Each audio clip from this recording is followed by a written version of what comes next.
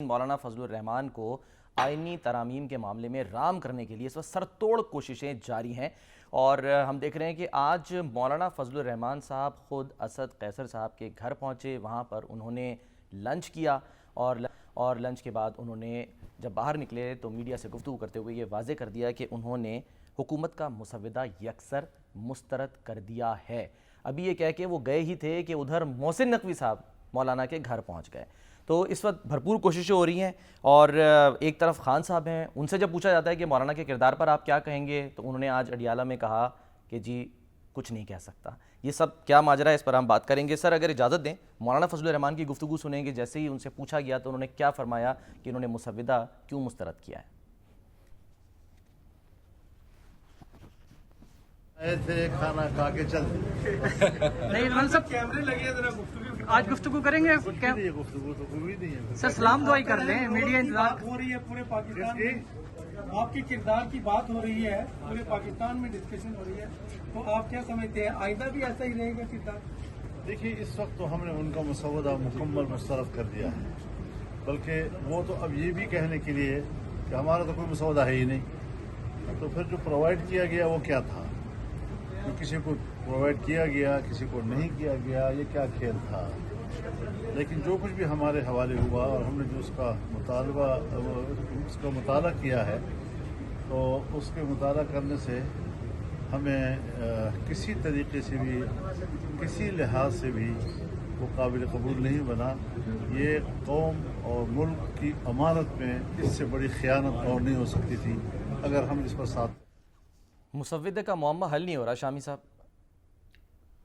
نہیں، مسودہ جو ہے وہ کہاں سے آیا، کس نے آگے بڑھایا، پھر اب تو مسودہ ہے بھی کہ نہیں، وہ تجاویز تھیں، گویا کہ ایک کچی تحریر تھی یا ایک ڈرافٹ تھا، تو ابھی تو حکومت بھی اون نہیں کر رہی کہ وہ تجاویز نہ کابینہ نے منظور کی تھیں نہ حکومتی جماعتوں نے منظور کی تھیں، تو بہرحال جو کچھ بھی وہ تجاویز تھیں، اب مولانا نے تو آج کہہ دیا ہے کہ ہم نے ان کو مسترد کر دیا ہے۔ اور بلاول بھٹو زرداری جو ہیں وہ بھی مولانا سے ملے ہیں، اور اس کے بعد انہوں نے کہا ہے کہ پیپلز پارٹی اپنا مسودہ پیش کرے گی، جی ہاں، اور مولانا سے شیئر کرے گی، وہاں سے شیئر کرے گی۔ اب دیکھیے اگر مولانا کے اور پیپلز پارٹی کے درمیان کوئی اتفاق رائے ہو جاتا ہے تو پھر اس مسودے پہ بھی بات ہو سکتی ہے۔ تو اس وقت تو معاملہ الجھ گیا ہے۔ اچھا، اور یعنی یہ جو کچھ بھی ترامیم تجویز کی گئی ہیں، بنیادی بات تو یہی ہے نا کہ آپ نے کانسٹیٹیوشنل کورٹ قائم کرنی ہے۔ اب وہ کانسٹیٹیوشنل کورٹ کے خد و خال کیا ہوں گے، اس کی کس طرح سے تشکیل ہوگی، اور عدلیہ جو ہے اس کی آزادی اس سے متاثر تو نہیں ہوگی، یہ سارے سوالات ہیں۔ اور جو ہمارے حامد خان صاحب ہیں وہ تو آج بہت بپھرے ہوئے تھے، ہاں جی، انہوں نے تو کہا کہ بھئی آئندہ جو چیف جسٹس ہیں وہ منصور علی شاہ صاحب ہوں گے اور ہم اس کو تسلیم نہیں کریں گے۔ کوئی اس کرسی کی طرف آنکھ اٹھا کرنا۔ سر ادھر انہی کی زبانی سن لیں، حامد خان صاحب کیا فرما رہے ہیں۔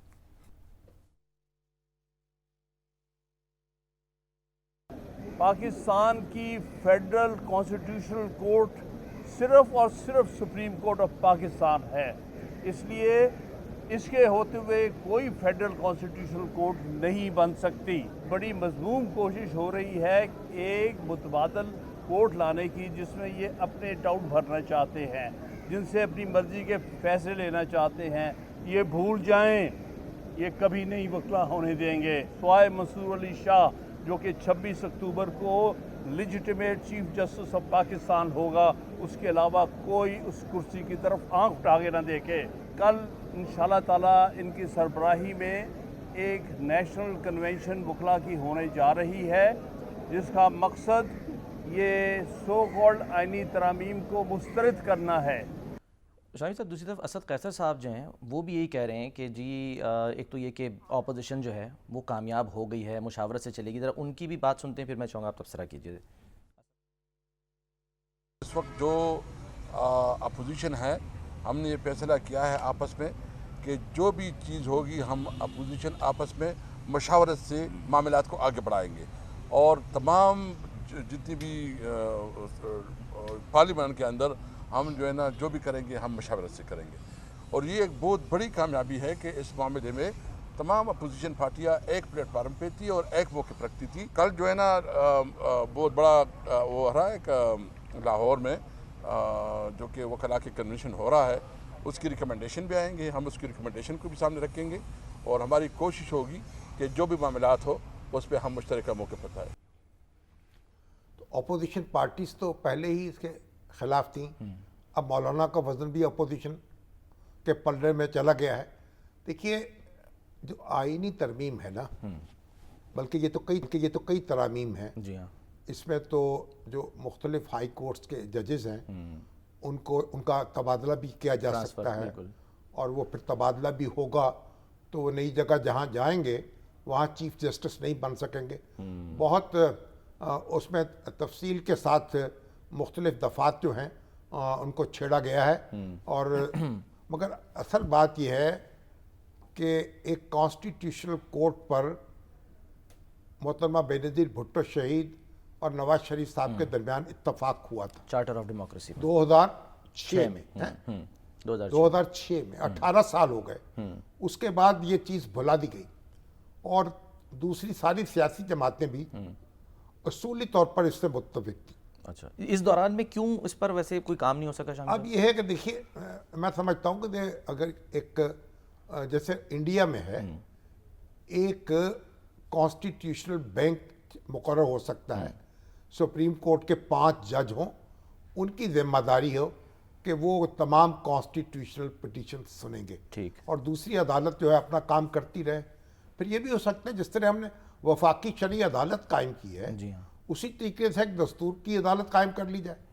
तो वफाकी शरई अदालत की जो फैसले हैं उनको सुनने के लिए एक एपेलेंट बेंच मौजूद है सुप्रीम कोर्ट में। इस तरह का बेंच भी कायम किया जा सकता है। मतलब इसके कई तरीके हो सकते हैं, लेकिन बुनियादी बात यह है कि इसको पर इत्तफाक राय होना चाहिए।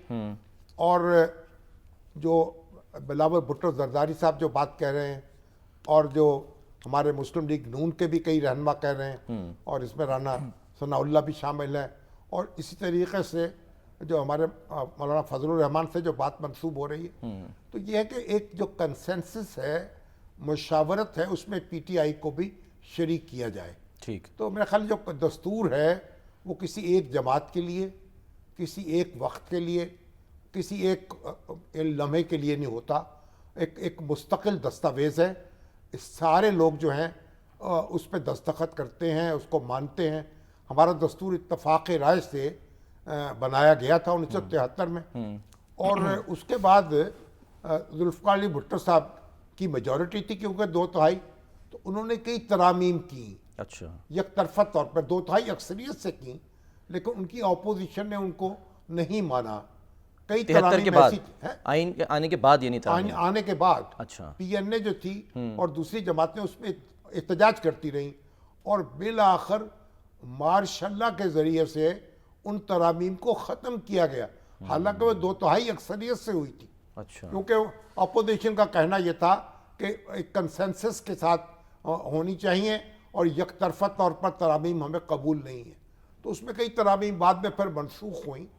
तो अब मुनासिब बात यह है, जिस तरह 18वीं तरमीम हुई थी, सारी जमातें मिलकर बैठी थी, बिल्कुल, तो उनको मिलकर बैठना चाहिए। अगर लोगों को इंसाफ मुहैया करना है और तेज़ रफ्तारी से इंसाफ मुहैया करना है, तो फिर इसके लिए कोई रास्ता निकाला जाए। सिर्फ कॉन्स्टिट्यूशनल कोर्ट बनाने से या एक मतवाजी सुप्रीम कोर्ट बनाने से यह मसला हल नहीं होगा। इसके और भी असबाब हैं। देखिए अदलिया जो है उसने जो तजावुज़ किया है उसके असबाब बहुत गहरे असबाब हैं। उसमें अदारों का भी अमल दखल है और उसमें जो अपोजिशन और हुकूमत के झगड़ों का भी अमल दखल है। अगर पार्लियामेंट जो है वो पार्लियामेंट के तौर पर बिहेव ना करे और अपोजिशन और हुकूमत में ठनी रहे और अदारों को स्पेस मिले कि आगे वो मूव करें, तो फिर तो कॉन्स्टिट्यूशनल कोर्ट से भी ये शिकायत पैदा हो सकती हैं जो सुप्रीम कोर्ट के चीफ जस्टिस से होती रही।